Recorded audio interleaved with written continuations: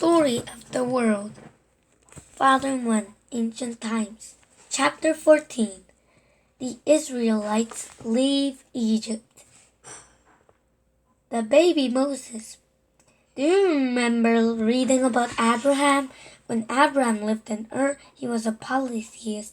He believed in the moon god and many other gods.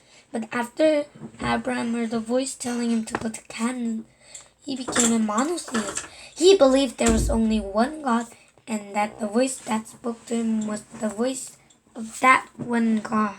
Abraham had a son named Isaac, and Isaac had a son named Jacob. Jacob didn't have just one son. He had 12. Each one of those sons had a big family too. All together, Jacob's sons and their whole families made up a whole new nation. This nation was called Israel. The Israelites, the people of Israel, were unusual in the ancient world because they were monotheists. They only worshipped one God and they tried to obey his commands. Because God had told them to live in Canaan, the Israelites tried to stay there, even though it was dry rocky plains. But then a famine came. It stopped raining. But plants wouldn't grow. Animals died. The Israelites had no food for their flocks or for themselves. They were afraid that they would die too. Do you remember the story about Joseph? Joseph's brothers sold him to be a slave in Egypt. But Joseph became a very important man in Egypt. He had plenty of grain and water. So he invited the Israelites down into Egypt. They packed up their tents, their animals, their families, and all their belongings and traveled down to Egypt. They started to keep their flocks and grow their crops on the banks of the Nile. At first, the Egyptians didn't mind having the Israelites in their country, but then they saw the Israelite nation growing larger and larger. Soon, the Egyptians started saying to each other, what if these people decide to attack us? They might even take our kingdom away. After all, that was exactly what the Hyksos said them years ago. So the Egyptians made the Israelites enslaved. They forced the Israelites to make the mud bricks that they used to build their houses and temples. The Israelites were not allowed to carry any kind of weapons. They had to work hard for no pay.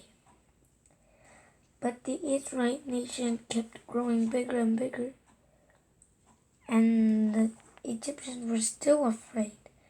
The book of Exodus in the Bible tells us the story about what happened next. The Pharaoh of Egypt sat on a throne on the street. What do I do with all those Israelites in my country? Don't to himself. There are more and more of them all the time. Soon they will take over Egypt if only they didn't have so many children. He called the soldiers to him. Men, he said, go out into the land of Egypt to every Israelite too. Find out when the Israelite mothers are about to have their baby. Then kill every baby boy as soon as it is born.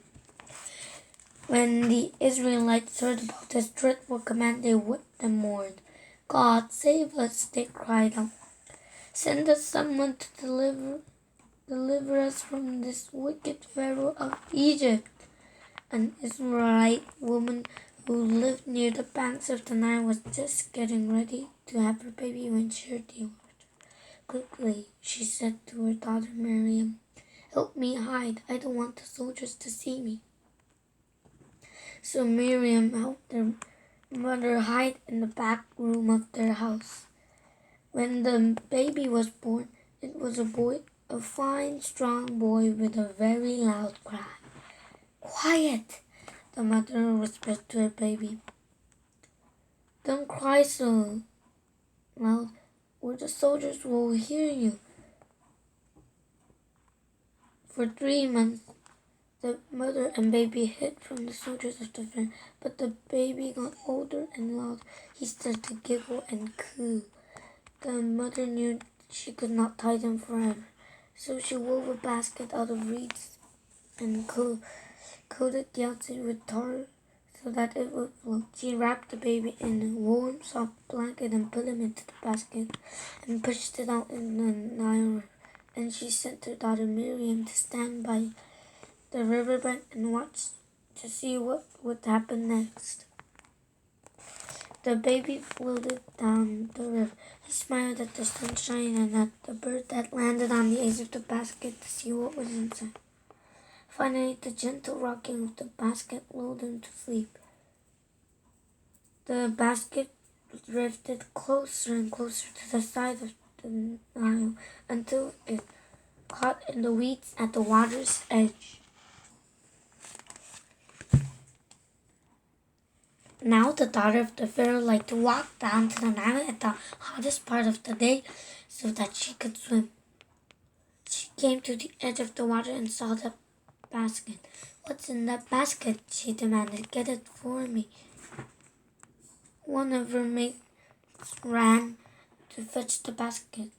When the daughter of the Pharaoh looked inside, she saw the baby boy. He opened his eyes and smiled at her.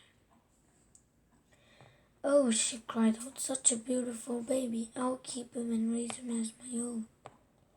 When Miriam heard this, she ran for it. "Lady," she said, "would you like me to find a nurse to take care of the baby?" "Yes," the daughter of the Pharaoh said. "Bring me this woman, and she can take care of my baby for me." So Miriam hurried home and got her mother. And so the baby and his mother were together again. She took care of him until he was old enough to live in the Pharaoh's palace alone. The daughter of the Pharaoh named him Moses. The Exodus from Egypt. Moses grew up in the palace of the Pharaoh, but when he got older, he discovered that he wasn't an Egyptian, he was an Israelite. And he saw that his people were being beaten and mistreated. I am an Israelite, he said, and I worship the one God of the Israelites. God says, "Let the Israelites go." Moses saw that the Pharaoh would not read his leave. He told the Pharaoh that God would send 10 plagues of Egypt. Each one of these plagues showed that the God of the Israelites was more powerful than all the gods of the Egyptians. The Egyptians thought that Horus was the god of the Nile and protected all the life in the river. But the God of Moses turned the river to blood and killed all the fish. Frogs were sacred to Egyptians because they belonged to Isis, the wife of Osiris. But God sent so many frogs that the Egyptians found frogs in their beds, their clothes, their bathtubs, and even in their food. The Egyptians thought that Ra was the god of the sun and was stronger than any other god, but the God of Moses covered up the sun and made darkness last all day long. Finally, the Pharaoh told Moses that the Israelites could leave Egypt. They packed up their belongings and left that very night. The Israelites were running as fast as they could go, but when they looked behind them, they saw dust rising up from the hooves of the Egyptian army. "Faster," they cried, "faster, or the Egyptians will take us back to Egypt and we will be slaves again."